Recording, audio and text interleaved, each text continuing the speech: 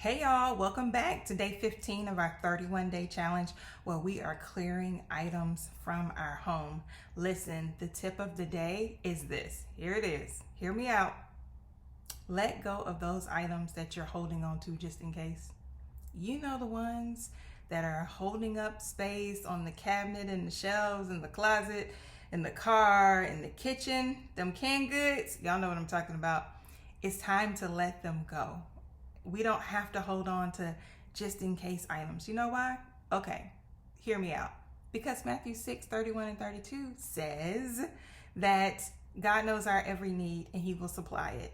Okay, there ain't never been a thing that I needed in an emergency that God did not supply. And he can do the same for you. All right, so that's the end of my short mini sermon. Of course, I was preaching to myself first. Let's get to the pull. So for those who don't know, I put the numbers 1 through 31 in this bag every day. I shake it up. I pull a number, and the number that I pull is the number of items that you and I get rid of in our home for the day. So let's see what I pulled. And the number is 2.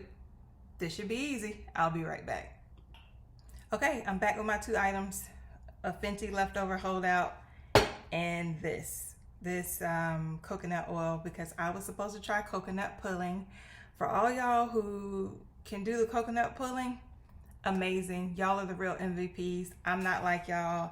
I didn't get very far. In fact, I never even opened the jar. So this will go to somebody who is gonna do right by the coconut oil. All right, that's it for today. See y'all tomorrow.